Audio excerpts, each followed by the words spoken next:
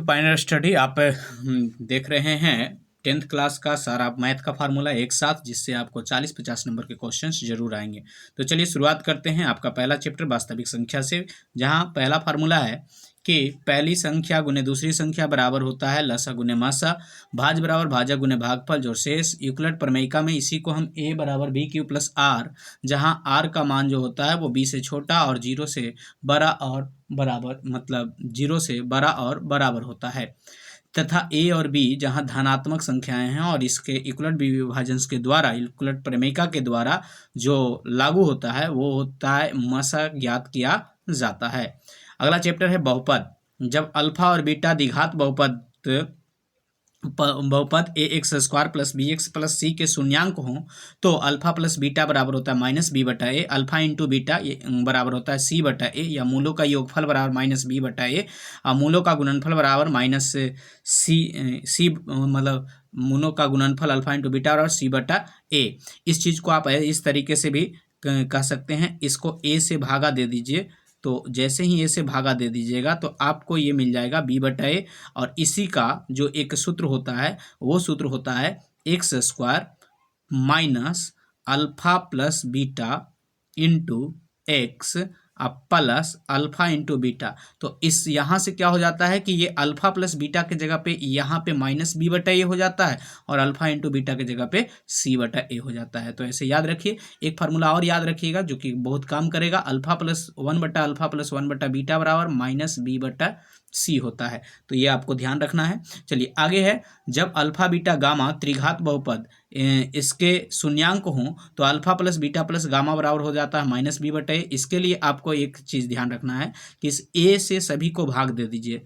जैसे ही ए से सबको भाग दे दीजिएगा तो उसके बाद पहला प्लस होगा तो दूसरा माइनस रखना है, फिर प्लस फिर माइनस। तो इस हिसाब से आपका ये जो सूत्र हो जाता है वो हो जाता है X cube minus alpha plus beta plus gamma into X square plus alpha beta plus beta gamma plus alpha gamma into X और minus alpha into beta into gamma. तो यहाँ पे अगर आप गौर से देखिएगा तो ये आपका alpha plus beta plus gamma बराबर क्या हो गया, माइनस बी बटा ए, माइनस बी बटा ए। अल्फा बीटा बीटा गामा और अल्फा गामा बराबर क्या हो गया, सी बटा ए, सी बटा ए, और alpha into beta into gamma बराबर क्या हो गया, माइनस डी बटा ए। कुछ फार्मूले आपको ये सब भी याद रखने हैं, इसको स्क्रीनशॉट आप चाहें तो ले सकते हैं।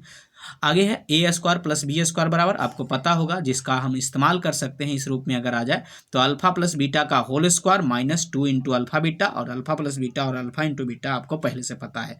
अगर आपसे पूछ दे अल्फा माइनस बीटा का होल स्क्वायर, तो इसके लिए जो आप फार्मूला यूज कीजिएगा वो यूज होगा अल्फा प्लस बीटा का whole square minus 4a alpha beta. ये आपका a माइनस बी का होल स्क्वायर बराबर फार्मूला ही है, ठीक, जहां होता है a प्लस बी का होल स्क्वायर माइनस 4ab। तो उसी फार्मूले को अल्फा बीटा के तौर पे इंक्लूड किया गया है।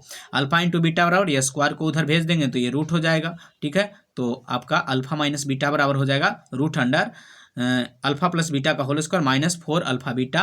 अगर alpha cube plus beta cube कहेगा तो ये A cube plus B cube का फार्मूला है, तो ये क्या हो जाएगा, अल्फा प्लस बीटा का whole cube minus 3ab into ए प्लस बी वाला जो कंडीशन है उसी पे ये क्या हो जाएगा, अल्फा प्लस बीटा का whole cube minus 3 alpha beta into alpha plus beta. वहीं alpha square minus beta square बराबर, तो ये A square minus B square वाले फार्मूले के हिसाब से ये हो जाएगा alpha plus beta into alpha minus beta. अब alpha plus beta into alpha minus beta, तो अल्फा माइनस बीटा का मान तो आपको पता है कि root under alpha plus beta का whole square minus 4 alpha beta. द्विघात बहुपद का समीकरण क्या हो जाता है, एक्स स्क्वायर, अभी अभी ये ऊपर लिखे थे, minus alpha plus beta into X plus alpha into beta.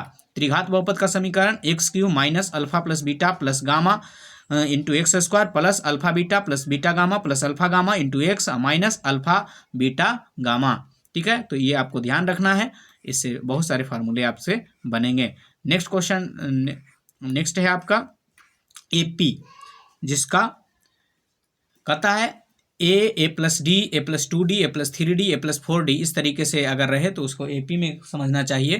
प्रथम पद ए, नंबर ऑफ टर्म जहाँ पदों की संख्या n और सार्वंतर d, दूसरा पद माइनस पहला पद करते हैं a2 माइनस a1, तो ये आपका सार्वंतर या t2 माइनस t1 कह सकते हैं। nवा पद बराबर होता है a plus n minus 1 into d, और एसएन पदों का योग बराबर होता है n/2 into 2a plus n minus 1 into d. S n पदों का एक और योग बराबर होता है n/2 into a plus an जहाँ आखिरी पद है, या n/2 into a plus l जहाँ आखिरी पद है और ये प्रथम पद है। यदि n पदों का योग एसएन है तब tn बराबर एसएन माइनस 1 हो जाएगा। जब कोई अनुक्रम एपी में हो और उसके योग दिए हुए हों तो एपी के 3 लगातार पद a माइनस डी, ए और ए प्लस डी लेना चाहिए। एपी का 4 पद हो तो a minus 3d, A minus D, A plus D, A plus 3d लेना चाहिए।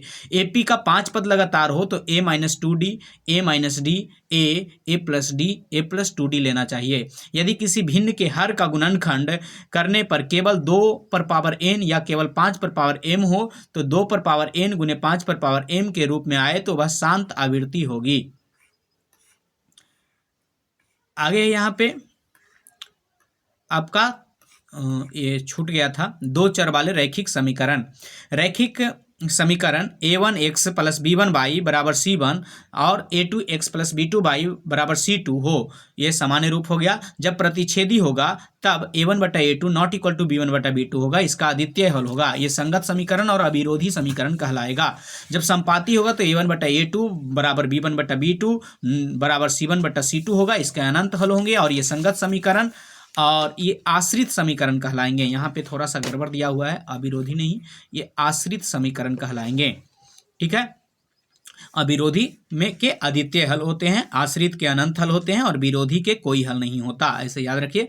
अविरोधी के अद्वितीय हल होता है, आश्रित के कोई हल मतलब अनंत हल होता है और विरोधी के कोई हल नहीं होता। जब समानांतर होगा उसका ग्राफ तो a1/a2 equal to b1/b2 not equal to c1/c2 का, इसका कोई हल नहीं होता है।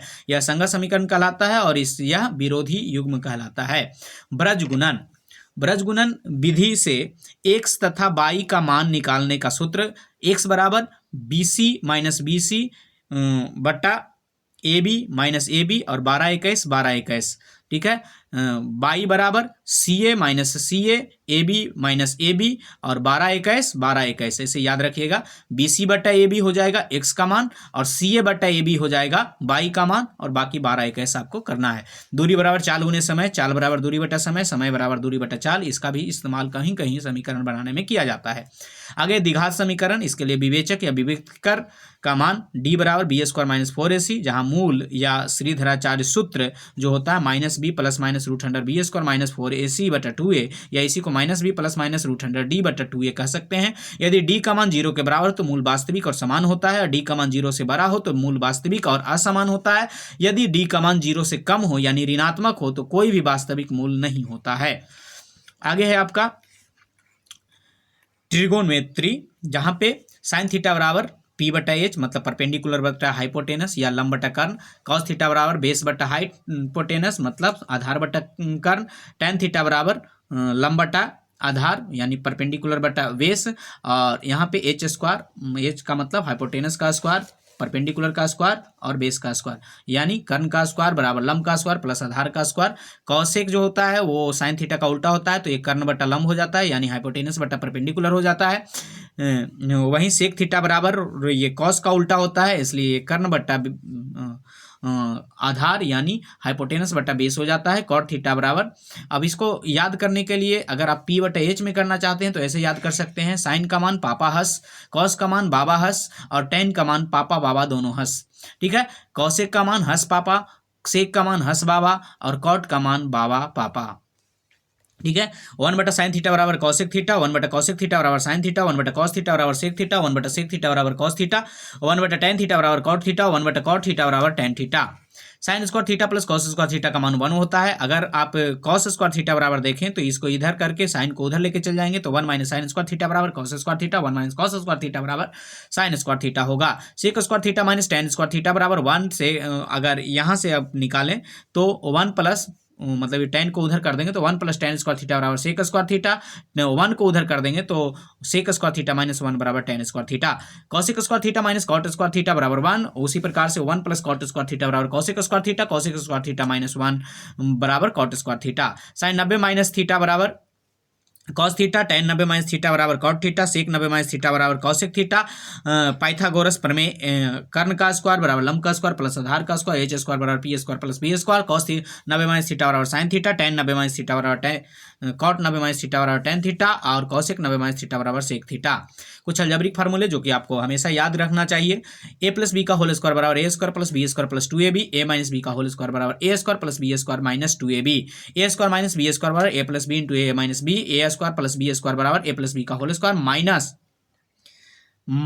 2ab, a cube plus b cube बराबर a plus b into a square minus B square भलो a square plus B square minus a b, a cube minus b cube बराबर a minus b into a square plus a b, a plus b का whole cube बराबर a cube plus B cube plus 3 a square b plus 3ab square, या a cube plus B cube plus 3ab into A plus b, a minus b का whole cube बराबर a cube minus b cube minus 3a square b plus 3ab square, या इसी को हम लिख सकते हैं a cube minus b cube minus 3ab into a minus b. आगे है आपका कुछ टेबल का मान है, तो आगे साइन 0 का मान 0, साइन 30 का मान 1/2, साइन 45 का मान 1/√2, साइन 60 का मान √3/2, साइन 90 का मान 1, कॉस 0 का मान 1, कॉस 30 का मान √3/2, कॉस 45 का मान 1/√2, कॉस 60 का मान 1/2, कॉस 90 का मान 0, tan 0 का मान 0, tan 30 का मान 1/√3, tan 45 का मान 1, tan 60 का मान √3, tan 90 का मान अपरिभाषित, कॉट 0 का मान अपरिभाषित, कॉट 30 का मान √3, कॉट 45 का मान 1, कॉट 60 का मान 1/√3, कॉट 90 का मान 0, सेक 0 का मान 1, सेक 30 का मान 2/√3, सेक 45 का मान √2, सेक 60 का मान 2 और सेक 90 का मान अपरिभाषित, कॉसेक 0 का मान अपरिभाषित, कॉसेक 30 का मान 2, कॉसेक 45 का मान √2, कॉसेक 60 का मान 2/√3 और कॉसेक 90 का मान 1।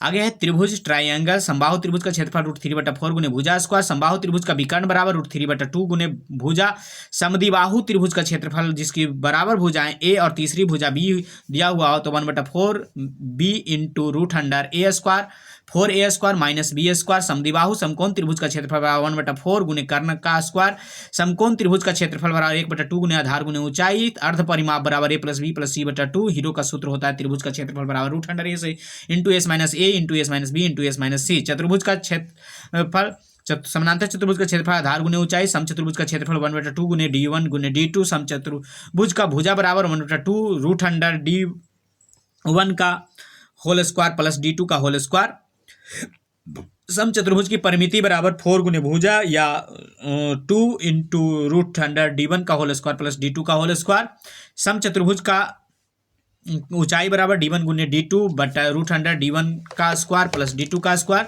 समलंब चतुर्भुज का क्षेत्रफल 1/2 गुने समानांतर भुजाओं का योग a प्लस बी प्लस गुने ऊंचाई, वर्ग का क्षेत्रफल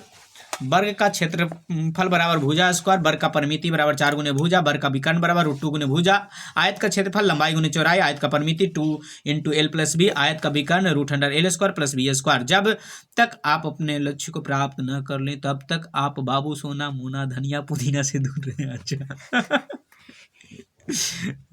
दीर्घ त्रिज्यखंड का क्षेत्रफल पाई r square into 1 minus theta बटा 360 डिग्री, या वलय का क्षेत्रफल pi into r square minus r square, संगत लघु वृत्तखंड की क्षेत्रफल r square into pi theta बटा 360 माइनस 1/2 साइन थीटा।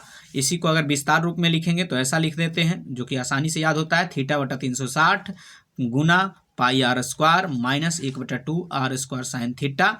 और इसी को अगर त्रिज्यखंड का क्षेत्रफल लिखना होता है तो हम लिख देते हैं ऐसा, इसको वृत्त के क्षेत्रफल में से घटा देते हैं तो आपका दीर्घ हो जाएगा, और त्रिज्यखंड का क्षेत्रफल होता है थीटा बटा 360 गुने पाई r स्क्वायर। ठीक है, आगे संख्यांकिकी। माध्य बराबर प्रत्यक्ष विधि में सिग्मा एफ एक्स बटा सिग्मा एफ, समानांतर माध्य बराबर सभी प्रेक्षणों का योग बटा कुल प्रेक्षणों की संख्या, वर्ग चिन्ह वर्ग की ऊपरी सीमा प्लस वर्ग की निम्न सीमा बटा 2।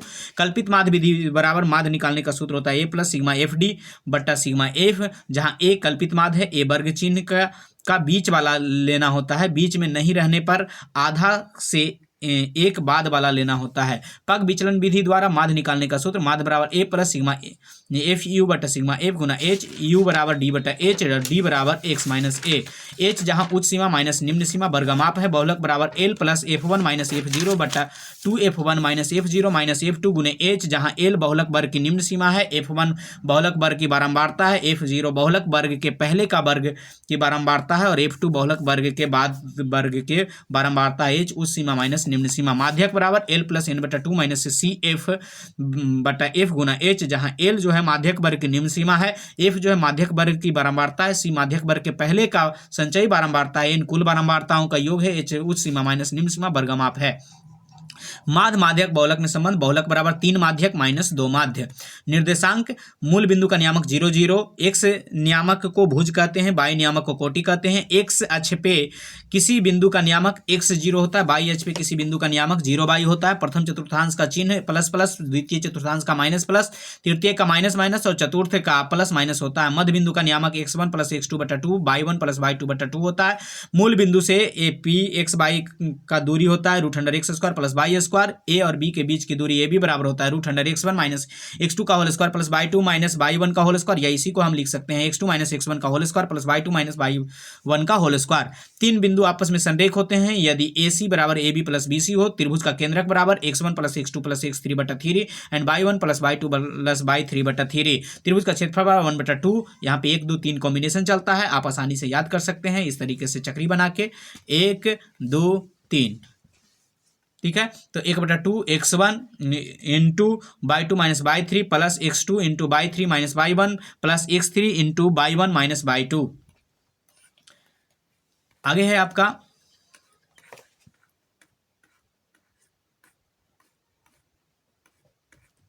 अंतर विभाजन सूत्र होता है पी एक्स वाई बराबर m x two plus n x one बटा m plus n, m by two plus n by one बटा एम प्लस एन। बाह्य विभाजन सूत्र होता है m x two minus n x one बटा एम माइनस एन और m by two minus n by one बटा एम माइनस एन।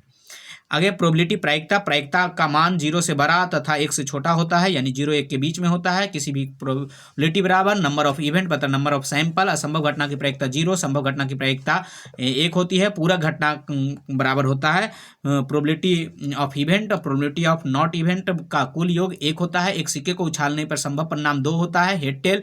2 सिक्के को उछालने पर संभव परिणाम 4 होता है, head head tail tail head tail tail head. 3 सिक्कों को उछालने पर संभव परिणाम 8 होते हैं, तीनों हेड 2 हेड 1 टेल।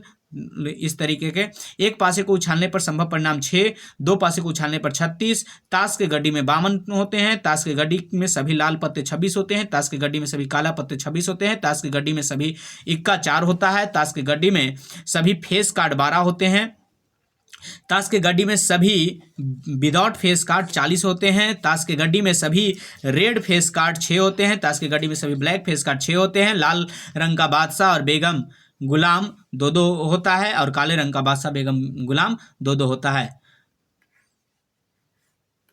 तो इस तरीके से आपका ये समाप्त हुआ। बने रहें पायनियर स्टडी में। तो आपका थोड़ा सा छूट गया था घन और घनाभ। घन का आयतन भुजा क्यू, घन का कुल पृष्ठीय क्षेत्रफल 6 गुने भुजा स्क्वायर, घन का वक्र पृष्ठीय क्षेत्रफल 4 गुने भुजा स्क्वायर, घन का विकर्ण √3 गुने भुजा। घनाभ का आयतन LBH मतलब लंबाई गुने चौड़ाई गुने ऊंचाई। घनाभ की कुल पृष्ठीय क्षेत्रफल 2 into LB plus BH plus LH। घनाभ का विकर्ण √100a² plus b² plus h²। घनाभ के वक्र पृष्ठ क्षेत्रफल 2 इंटू LH प्लस BH। बेलन का शंकु गोला, बेलन का वक्र सतह का क्षेत्रफल 2πRh। बेलन का कुल पृष्ठीय क्षेत्रफल 2πr into r plus h। बेलन का आयतन πr²h। शंकु का संपूर्ण पृष्ठ क्षेत्रफल πr into r plus l।